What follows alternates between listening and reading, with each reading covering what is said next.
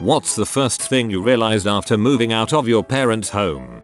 How beautiful the double-edged sword of freedom is. You can do whatever you want, but you have no safety net. If you don't manage everything, your life will happily run itself off the rails in a ton of tiny, insidious ways.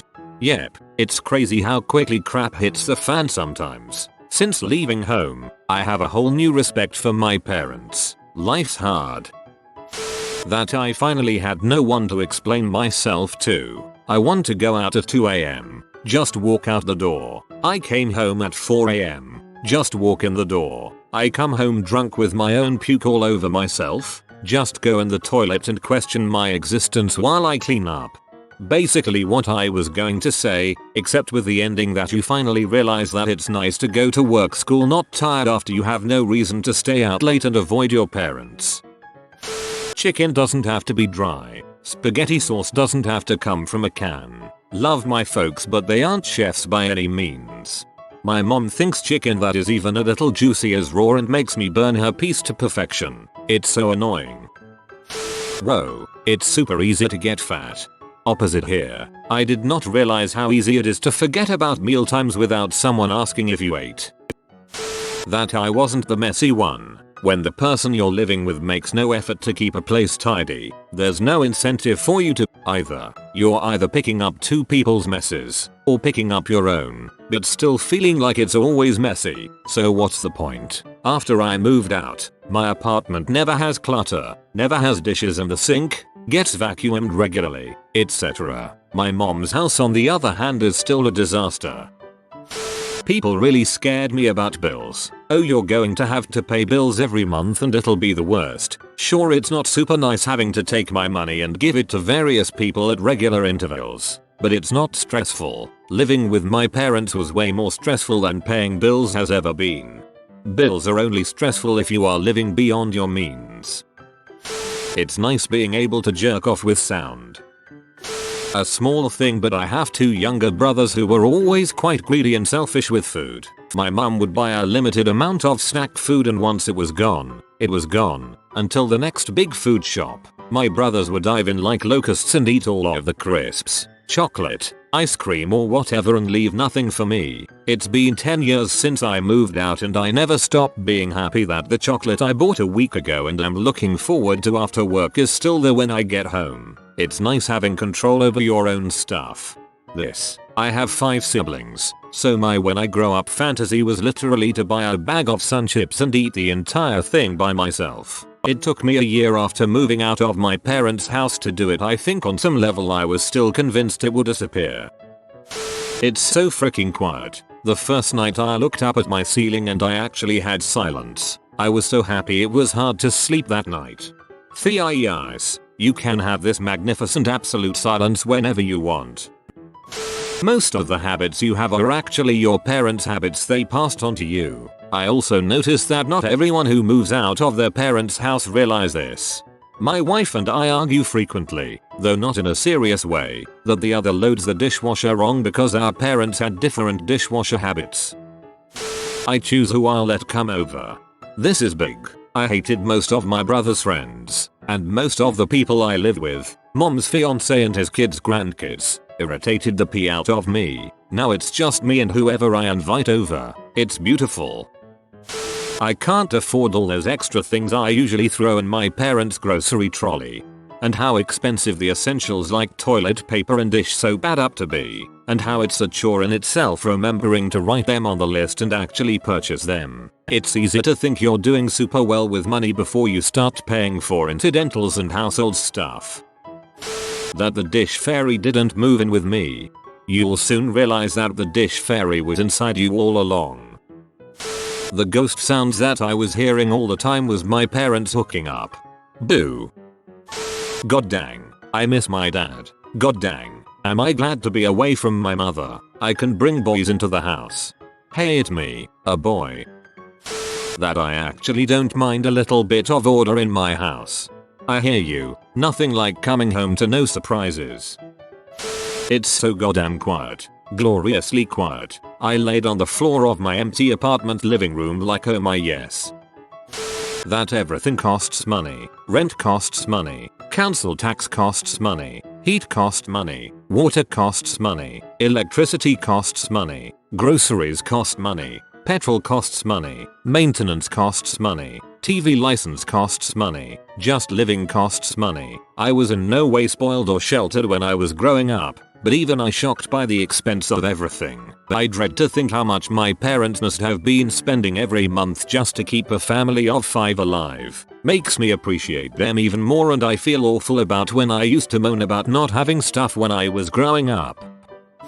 How much they actually took care of. These suckers own a house, cabin, a condo and manage every single bill they have while working more than full-time jobs. The kicker? They still have free time. Like WTF parents, I can barely make breakfast and be out the door on time. Yet y'alls just made a 5-course breakfast and have finished half your emails in the same time. It made me appreciate how dang efficient they were with their time.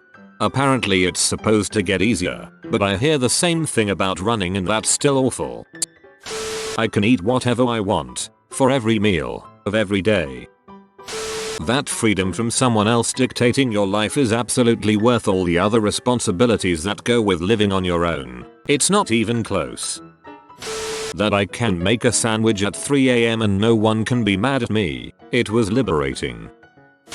The amount of peace and mental fatigue that got lifted off my shoulders. Felt like I couldn't do anything at home without being judged. I don't really need to eat. Who would bother? What is dinner? There are times where I'll be playing a game and then realizing that 3 hours ago I said, I'll eat in a bit. FFXV was torture because I'd be hungry, camp in game, see the food that Ignis would cook, and then get caught up doing something after the camp scene before I got a bite to eat. How much groceries actually costs? The house needed a lot of day-to-day supplies, so the first few shopping trips were insanely expensive. Things like cooking oils, flour, sugar, saran wrap, tinfoil, garbage bags, mops, brooms, plungers, flashlights, etc. You don't really realize how many things you need on hand when you already had them for years. Food didn't magically appear in my fridge. Also, personal space and freedom. One of the first days in my apartment, I dropped food on the floor and instinctively called the dog over to clean it up. Didn't have a dog anymore. That is why I got one for my place. Also helps to not feel as lonely. That I had made a huge mistake. However, I could sit as close to the TV as I wanted and stand there with the refrigerator door open and cool the whole neighborhood. I'm all alone and can do whatever I want, whenever I want. Living alone. Everything in the fridge spoils so fast. Cooking huge portions is awesome. It's relatively cheap and makes for really easy dinners throughout the week. Yeah, I load up the crock pot, go to work, come home to dinner and have portions to freeze. When I lived at my mom's I had to ask for permission to shower. When I moved out I would ask my roommate if I could shower. It wasn't until a couple months of living together that she told me I didn't have to ask and I could just shower. I had no idea it was a weird thing to ask permission for, that and a lot of other things.